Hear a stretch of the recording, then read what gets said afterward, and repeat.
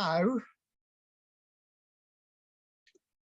Okay, so today I'm with Professor Tariq Ahsan from Dhaka in Bangladesh, a very experienced researcher, writer, and importantly for this interview, the editor of the Asian Journal of Inclusive Education. So welcome, Tariq, and thank you very much for joining us today. Thank you, and welcome everyone who are listening and watching this video. Thank you. My pleasure. Okay. Can you start off by telling us something about the Asian Journal of Inclusive Education? Like, how long has it been going? Okay, we started the journal in the year 2013, and it's about almost 9 years, I think, we're going through this experience. And I'm happy with the experience there so far. Good. So why did you feel there was a need for this journal? Why was it started? Okay, the journal was initiated when I was doing my PhD at Monash University in Australia. My thesis was thesis by publication.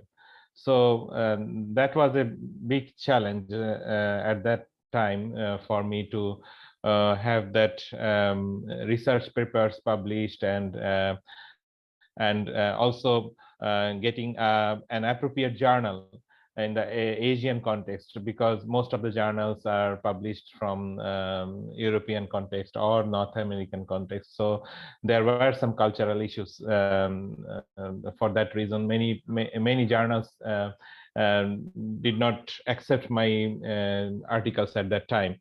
So that was an experience for me, what initiated the thought in my mind that there should be a journal that specially focus on Asian countries and also developing country context of inclusion, so that the cultural issues are clearly addressed in those journals. So that was the main issue of initiating the journal.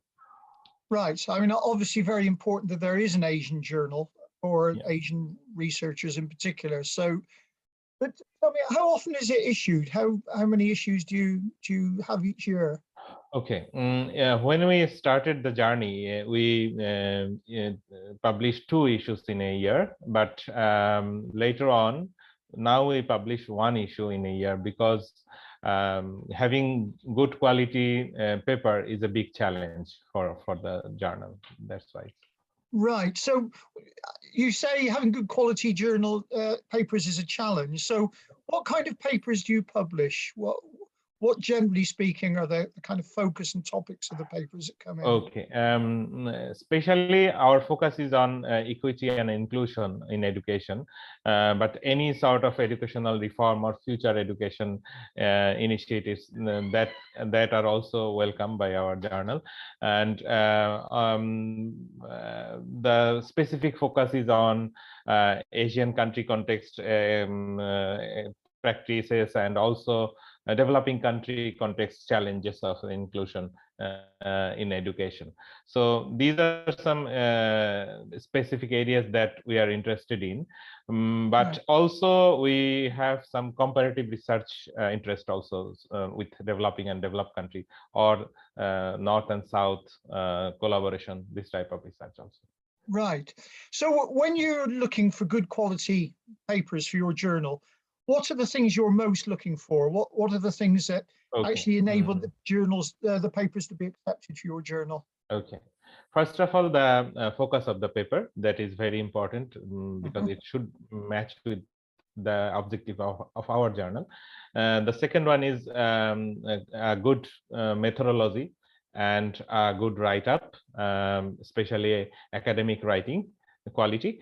And also we have some flexibility regarding accepting some practitioner paper, especially people who are not academics but who have good models of equity and inclusion practices. So for them, we also welcome some papers which are not that much academically developed, but have some good information for the readers regarding models. Yeah. And I know you have a rigorous peer review process. So tell us how that operates. Who are your peer reviewers? Okay, around 18 university faculty members are engaged in this research process, review process, and we have a double-blind peer review mechanism for this journal. After initial screening, every manuscript is sent to two peer reviewers, and after receiving those critical feedback from the reviewers, we send it to the authors, and then through this process, several stages, we publish an article in our journal. And approximately how many papers do you receive for each issue? We normally receive around 20 to 25 papers in a year, sometimes 30.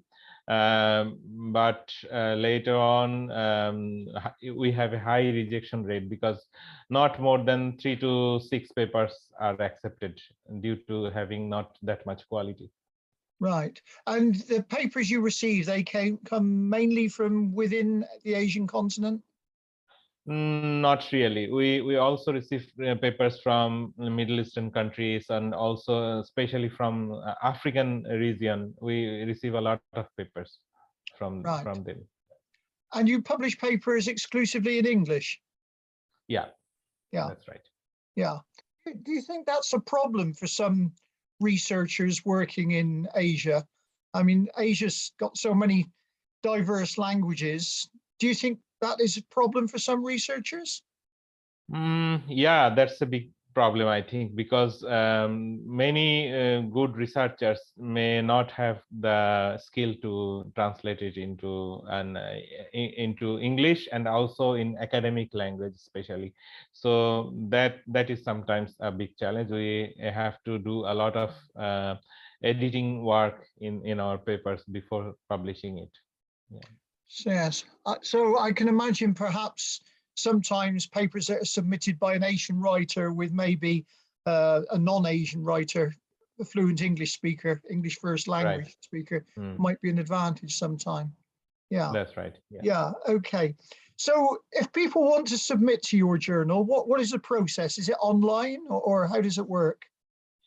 We have two ways of submitting those papers. One is we have online submission process through our website, and also they can directly submit through email to the editor's email or advisory editor's email. Right. And presumably there are submission guidelines on your website. Yeah, that's right. Yeah. Good. Okay. Well, that's been really helpful. Thank you very much, Tariq. I think, you know, as you know, I've been supportive of your journal for many years, and have been privileged to be published in the journal. I think you do an excellent job, and let's hope we can encourage other people to submit. So keep up the good work, and thank you very much. And I look forward to perhaps meeting in person again before too long. That's right. Yeah. Nice to meet you again. Bye. Okay. Bye. Goodbye.